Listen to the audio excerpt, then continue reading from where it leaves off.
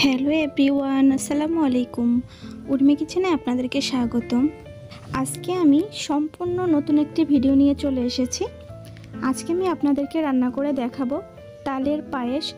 সাগুদানা দিয়ে কিভাবে তালের পায়েস রান্না করতে হয় সেই ভিডিওটি দেখাবো। আর আপনারা স্ক্রিনে দেখে বুঝতে পাচ্ছেন পায়েসটা কিন্তু খুবই সুন্দর হয়েছে। তো এই পায়েসটা আমি কিভাবে রান্না করেছি সেই ভিডিওটি দেখাবো। তো চলুন দেখে নেই। অবশ্যই সবাই সম্পূর্ণ ভিডিওটি দেখবেন এবং আমার সাথেই থাকবেন।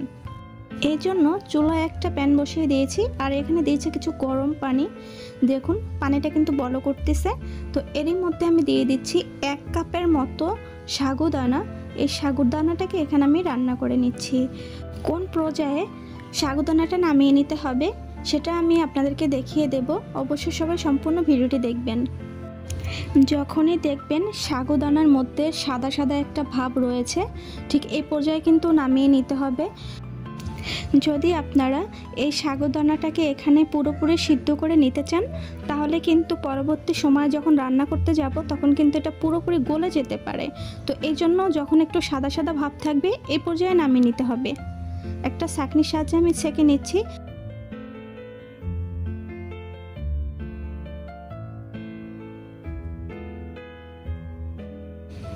এদিকে আমি বড় একটা বল নিয়েছি আর এখানে আমি ফুটন্ত গরম পানি দিয়ে দিচ্ছি।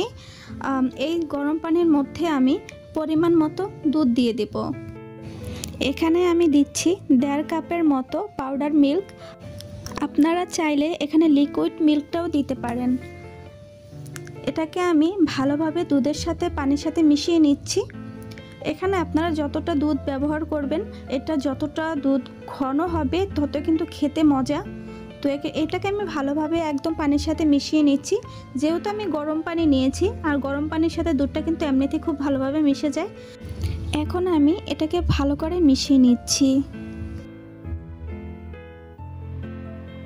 তো চুলায় আমি আবার একটা প্যান বসিয়ে দিলাম। তো এখানে আমি দিয়ে দিচ্ছি 1 চামচের মতো ঘি। এই ঘিটা আপনারা সবসময় একটু দেওয়ার চেষ্টা করবেন। দেখুন 1 চামচ ঘি দিয়ে দিলাম। আর এখানে কিন্তু আপনারা বেশি পরিমাণ ঘি দিতে যাবেন না, তাহলে কিন্তু আর তালের ফ্লেভারটা থাকবে না। তো আমি এক চামচের থেকে একটু কম ঘি দিয়েছি। তো আপনারা চাইবেন একটু কম দেওয়ার জন্য। এখানে আমি এই ঘিয়ের মধ্যে এখন দিয়ে দিচ্ছি কিছু কিশমিশ, পেস্তা বাদাম, কাজু বাদাম। সে বাদামগুলোকে আমি এখানে ভেজে নেব। শুধু এগুলোকে ভাজার জন্য আমি এই ঘিটা ব্যবহার করলাম।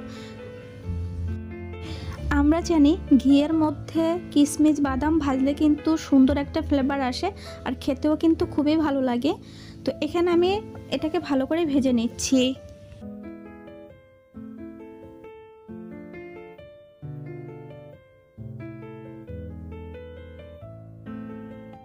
ভেজে নেওয়া হয়ে গেছে, এখন আমি তুলে নিচ্ছি।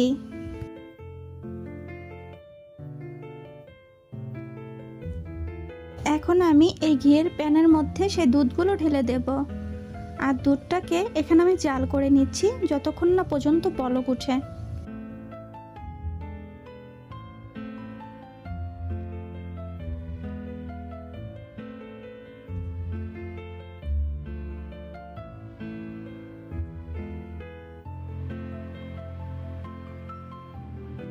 তো দুধে কিন্তু বলক উঠে গেছে। এখন এরই মধ্যে আমি দিয়ে দিচ্ছি কিছু তেজপাতা আর দারচিনি।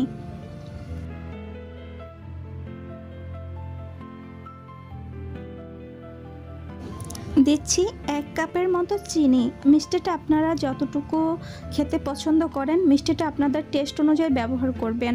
এখানে মিষ্টিটা আপনারা কম বেশি করে দিতে পারেন। দিচ্ছি তালের পিউরি। এই তালের পিউরিটা আমি জাল করে ঘন করে নিয়েছি। এই তালের পিউরিটা আপনারা কাঁচা অবস্থায় কখনোই দিতে যাবেন না, তাহলে কিন্তু ভালো হবে না। তো এটাকে আমি জাল করে ঘন করে নিয়েছি আর সেটা আমি দিয়ে দিচ্ছি।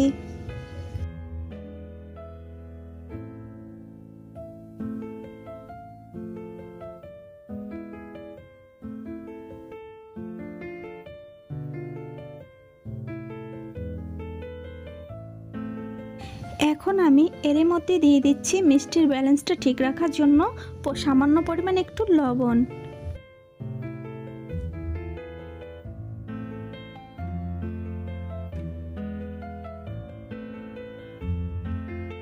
তো এখন আমি এখানে দিয়ে দিচ্ছি সেই সাগুদানাগুলো। এগুলো আমি একটা ছাঁকনিতে ছেঁকে নিয়েছিলাম, আর এটাকে কিন্তু আমি ঠান্ডা পানি দিয়ে ধুয়ে নিয়েছি।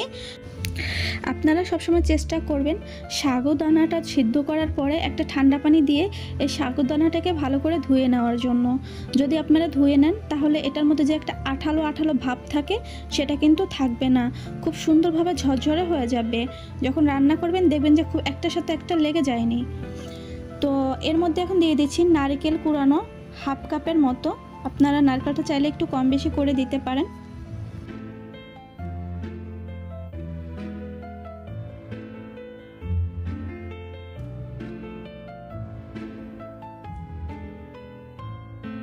তো এই পর্যায়ে আমি সেই কিশমিশগুলো দিয়ে দিচ্ছি। এখানে আমি অর্ধেকটার মতো কিশমিশ দিব, আর বাকি অর্ধেকটা আমি পরে ব্যবহার করব।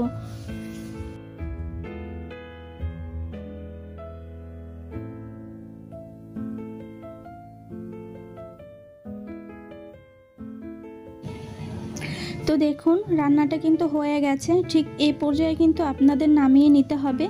যদি আপনারা এটাকে বেশি ঘন করতে যান তাহলে কিন্তু পরে অতিরিক্ত আঠালো হয়ে যাবে। ঠিক এই পর্যায়ে কিন্তু আপনারা নামিয়ে নেবেন। এটাকে নামিয়ে পরিবেশন করে দেখাচ্ছি কতটা সুন্দর আর পারফেক্ট হয়েছে। তো একটা বাটিতে আমি তুলে নিয়েছি, আর এখানে আমি দিয়ে দিচ্ছি কিছু নারকেল কুড়ানো।